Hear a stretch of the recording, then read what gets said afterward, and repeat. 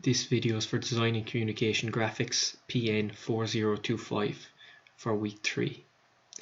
Now in this lab what we're going to be doing is going to be covering our next topic, which is sections of solids. Now throughout this lab they will be going to fierce detail in relation to sections of solids. Now it's important that everyone engages with the content that I've laid out.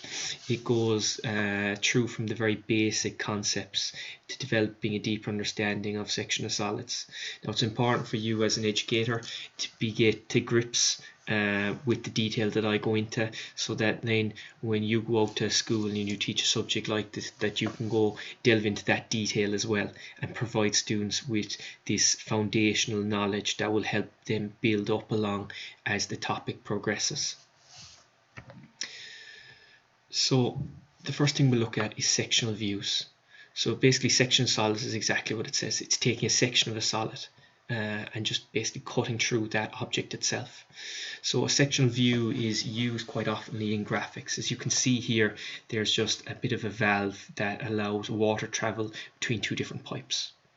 Now looking at that mechanism there on the left of the complete version of that valve itself, you can't tell much what's happening about the mechanism. While if you look on the right hand side, you can actually see a lot of the internals itself of what's happening, basically that hidden detail. And that's what sectional views gives us here in graphics. It's quite often used to show us that bit of detail that we can't see. On the right hand side there, you can see a sectional view being used in a graphic drawing, showing all the different components and indicating all the parts that have been how could you say halved with the parallel lines traveling at I say a 45-degree angle there on the image. As well as that, it's important to note that this is used in lots of different industries. As you can see there, there's an image of a house using a sectional view showing the interior of, let's say, the walls, or even inside the rooms, showing the different layouts. Past that, you can also see it showing you, for instance here, a very basic object such as a car jack, showing you the mechanism, how it works. Having a sectional view like the one we can see here on the left hand side shows us what we can see looking at the finished render on the right hand side. It shows that mechanism. It shows us how the threads are traveling through the block on the right hand side, pulling the arms together, providing upward momentum for a car to be lifted. I've just added in a bit of a video here going through a SolidWorks model, showing sectional views being used in SolidWorks to show that hidden detail. In the video I just run through how you use that application itself within SolidWorks, or that feature, sorry, within SolidWorks, to show these hidden details. So now that we know what a sectional view is, I want to talk about what a sectional plane is. So a sectional plane basically is what slices through the object itself. So if we look back here at this object here on the right hand side, the drafted drawing, there's actually a plane you can imagine traveling down through the center of that object, which is actually outlining the part basically, or the area that is being to be sectioned off, that's going to be cut off, and that's known as the sectional plane. So as you can see here, our sectional plane is actually resting a small bit above the horizontal plane, as you can see here, and it's outlined with a blue outline as kind of a bit of a shaded clear material. And you can see that is actually cutting through the square base pyramid here, cutting off the top surface, and you can see the top surface here is represented by them red lines. You can see what the object looked like before the sectional plane was introduced. So this sectional plane can actually be in multiple orientations, which we'll talk about later, but as long as you understand what the sectional plane is itself. Now this video talks about a sectional plane and all the different ways it can cut through objects, or all the different types of sectional planes and how they cut through the objects themselves.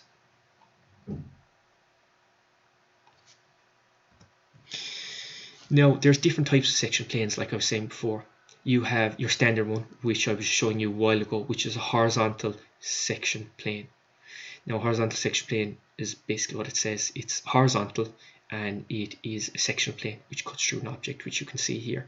You can see that it's actually running parallel, if you like, with the horizontal plane, and you can see that it's actually perpendicular to the vertical plane. Here you can see your vertical section plane, and your vertical section plane, again, it's what it says in the tin. It's standing up vertically, so you can see that it's actually perpendicular this time to the horizontal plane, and it's parallel to the vertical plane. Then we have a simply inclined sectional plane, as you can see here. Now, what a simply inclined sectional plane is, it's just inclined to one of the two surfaces, the vertical plane or the horizontal plane. So it's only inclined to one of them. As you can see here, this is inclined, it's just inclined to the horizontal plane, but it is still perpendicular to the vertical plane. These are a few different types, or I suppose the different variations of simply inclined planes. The first one on the left is just like what we said before, it's inclined to the horizontal plane, but it's vertical to the, it's perpendicular to the vertical plane. As well, in the center one there, it's the opposite, so it's actually inclined to the vertical plane while it's perpendicular to the horizontal plane. And then on the far right hand side, you can see the other variation, where it would be inclined to the horizontal plane, as you can see, and it's also inclined to the vertical plane, but it's only inclined in one direction. Now, the last type of sectional plane is our oblique sectional plane, where it's actually inclined to both of the planes. So as you can see here, it's actually inclined to our vertical plane as well as our horizontal plane. It's inclined in two different directions. Now, if we move on from that, what we can look at is going to look at our traces of our planes. Okay, so every one of our planes actually have a trace, and they're called a vertical trace and horizontal trace. Now, you might have guessed this by now, but the vertical trace can be found where the plane hits the vertical plane, whereas the horizontal trace can be found where it hits the horizontal plane. Now, you can see that in each one of these images, for the different types of planes being represented, you can see where the vertical plane is in red, or the vertical trace is in red, and you can see the horizontal trace in yellow. Now, this is important to note, because if you're ever doing a drawing and you have these lines represented, they need to be indicated as VT and HT, vertical trace and horizontal trace, just as they are indicated here on the 3D diagrams. Now, for each one of these, pictorial view or 3D diagram of the VT and the HD, you can see what they look like if they were drafted. So for instance, the far left hand side there, you can see that the vertical trace and the horizontal trace both look parallel in their drafted states, and you can see them either side of their XY line, as well as all for the rest of them. You can see for the simply inclined planes, which are the two central ones there, you can see how they're just inclined either to the horizontal plane or inclined to the vertical plane.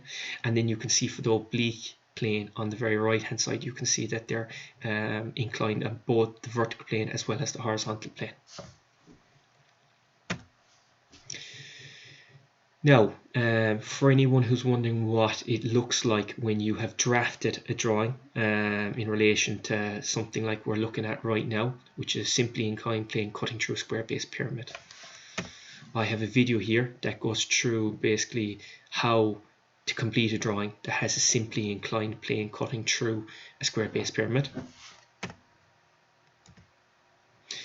As well as that, I have the same thing again, but this time for a different object, which is actually a cone, and the two different methods of drafting this object here being cut by simply inclined plane. There's two different methods that can be used to draw that curved surface, that cut section, which you can find here. And then I have also included basically a video in relation to the two different methods of drawing an object being cut by an oblique plane, which you can find here, which is the first method. And then you can find the second method here with a video included. Now before that, in between the two, you'll also find this, you'll also find this additional video here, which will show a 3D model helping you understand how the points, or how the first method is used to find the points in both plan and in elevation. So if you're a small bit confused by the process that we follow and the lines that we use and why we use them in the way we do, watch this video after you've watched the first one, and it should help your understanding of why we carry the lines in the way we do. Then when you've all that complete and all them videos watched, you can attempt your lab activities, which is here. You can see your lab activity 1, and here you can see your lab activity 2, and then finally we have our third lab activity. Now our third lab activity is a bit different. It's not going to be a drafting one. It's actually going to be you following a tutorial that I've made to make this model on SolidWorks. All you have to do is watch the video and complete the SolidWorks along with me, and once it's completed, save it, and then basically upload them files as your submission for this week, week 3, along with your other 2 drafted drawings, of course.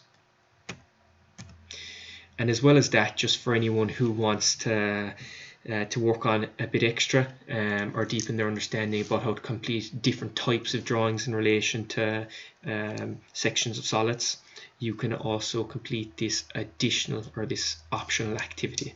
Now, if you feel fairly confident and you don't want it, that's absolutely fine. But for anyone who wants to practice, this will be available for them to work on. And after that, lads, if you need any additional help after watching all the videos and interacting with basically the website that I've put together for you, you can contact me by using this email. As well as that, I've put in here some books I recommend that you go and have a look at as well, especially that David Anderson's book. It can be extremely helpful for each one of the topics we're going to cover this semester. It goes into fierce detail about each of the constructions that we'll be using. As well as that, just ensure by the end of this week that you have all the activities that you need to have done for your lab submitted, as well as interacted with your tutorial for this week, which will be again working on that principle sheet.